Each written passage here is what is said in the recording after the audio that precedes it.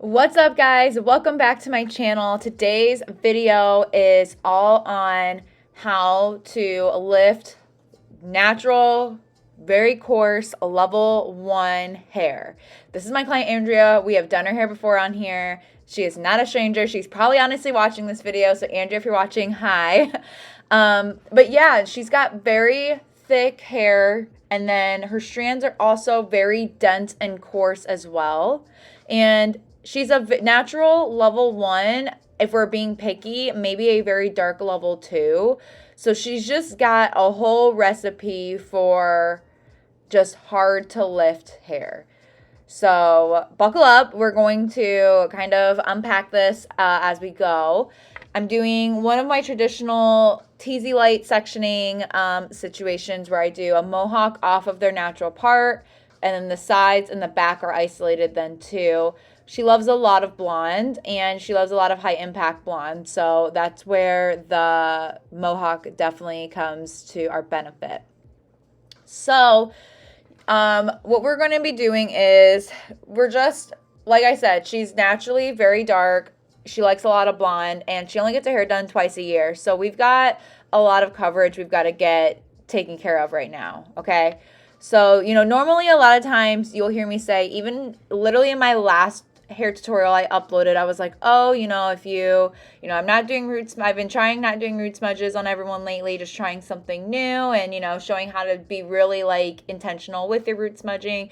This is not the case for this video today, and I'm going to kind of get into why here in a second. But the main thing, so first, just so you guys kind of have an idea, what I'm going to be doing is doing all baby lights and a mix of slices with some very fine slice weave combos all in this mohawk area.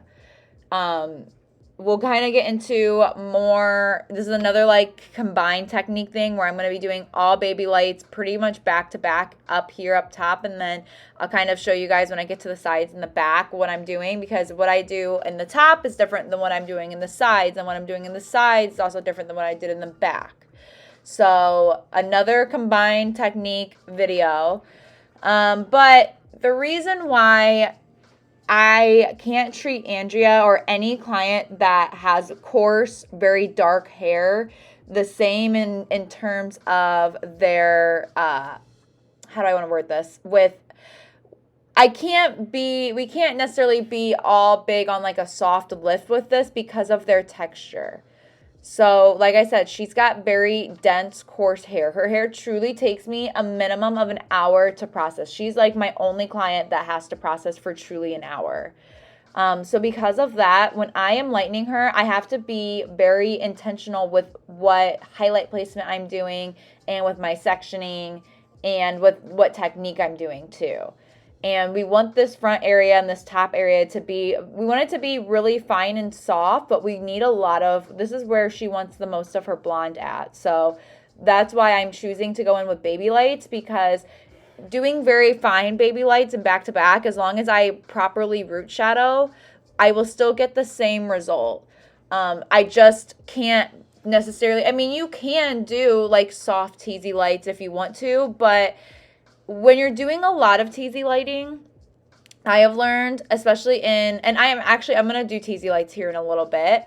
But when you're doing a lot of them, I feel like it definitely, no matter how fine of the sections that you do, you have a bigger chance for uneven lifting. And that's just something that I didn't really want to risk up here. And the thing with the mohawk too, with this area right up top, is there's not a lot of heat from the scalp to be able to incubate that.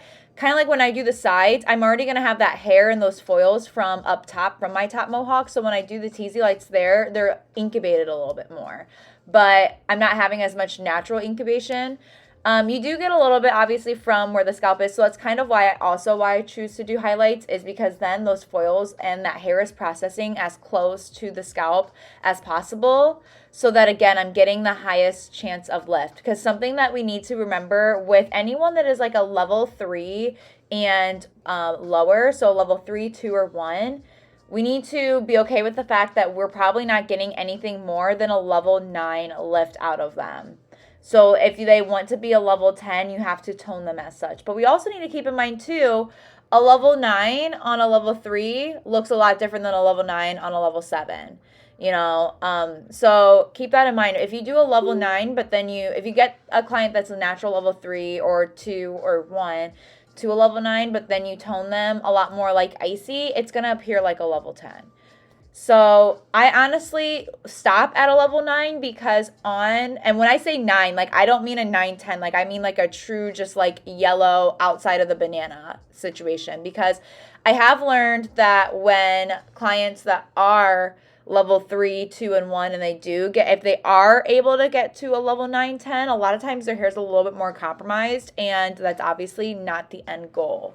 So just get them to a level 9, because then you know it still is bright enough that you can tone them accordingly. And again, that contrast of their natural root will help. So honestly, on clients like Andrea and a lot of my level 3s, if I want them to appear like a level 9, 10, I will tone them down to an 8 with those more cooler components. And again, it still has that appearance of what a level 10 would look like on someone that's a natural 6 or 7. I hope that makes sense. I hope that kind of gives you guys some insight. I feel like once when I learned that, it really helped me with just with how to go about lightening, I guess. So as I did the Mohawk, I did mainly back-to-back slices, and then as I worked my way up, I implemented a little bit more a little bit more weaving. But like I said, everything up here is all baby lights. And I'm going to kind of just meet the front foils with the back foils, and then I will get into the sides.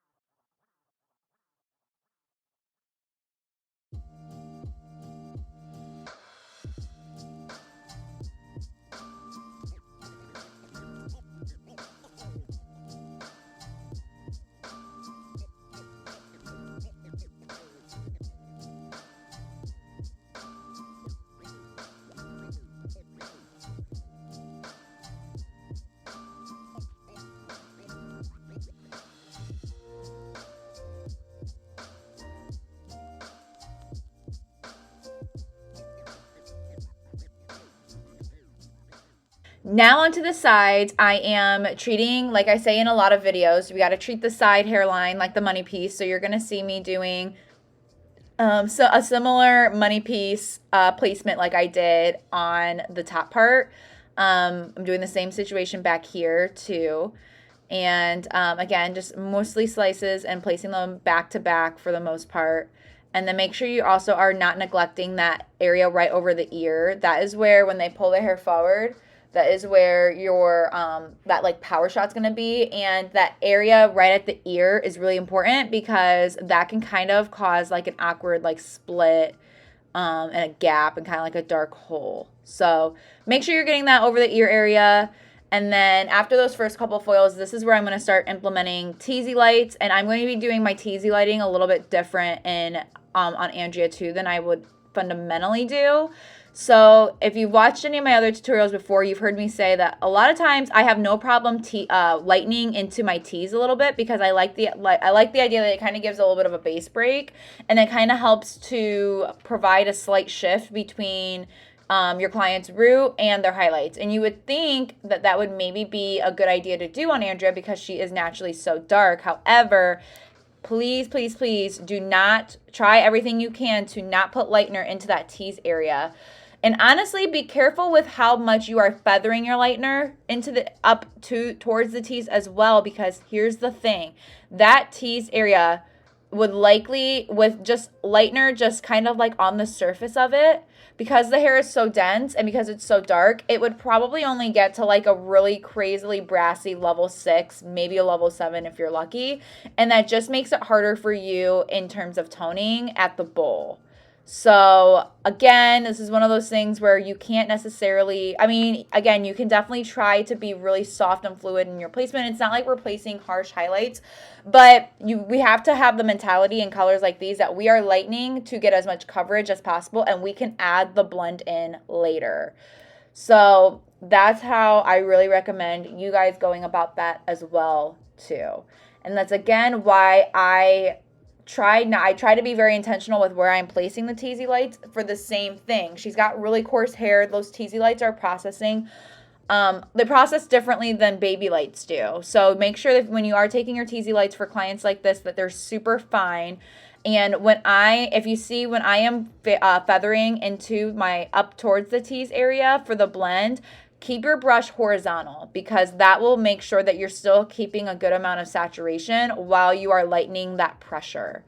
If you go and switch to it vertically, yes, you might be able to kind of get a little bit more of like the painted effect, but again, that lightens the pressure even more, and that adds even more of a chance for you to get like that awkward, brassy level 7 situation right in that mid shaft. I struggle with that a lot as a younger stylist. So just, again, do everything that you can not to have that be your issue.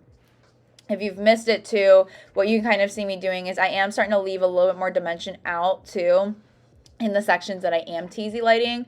The interior area is definitely always a good spot. If a client is saying that they want a little bit of dimension, but they want it high impact, that interior area on the sides is normally my go-to, and the interior area in the back is another good go-to for that as well. Moving on to the back now, what we're going to be doing is we are definitely going to be packing a lot of foils in underneath. She had a lot of just depth and darkness underneath, just like most of our clients do, especially when it takes them, especially when they don't get their hair done a whole time. So what you're going to see me doing is right now I am kind of doing like an underneath money piece situation where I'm mimicking my same placement. The only thing that I'm doing here is that I did leave a little bit more dimension out underneath, and I did weave a little bit more than slice, just because the underneath area, sometimes when I've done it before and if I slice underneath, it just kind of looks a little harsh. So I normally, if I'm doing like an underneath money piece, I most of the time, even if I left a lot of slices, I did a lot of back-to-back slices on top, it just doesn't look as good underneath. So I definitely more so I may do a couple slices, but for the most part, you'll see me either weaving or teasing or whatever. And now I am going in again back into like that interior area, and I'm going in with, there was a little bit more depth, so there wasn't as much like pre-lightened hair in here. So because of that, I had to take really fine sections. And again, I did do teasy lights, but you will see me avoiding that tease area like the plague.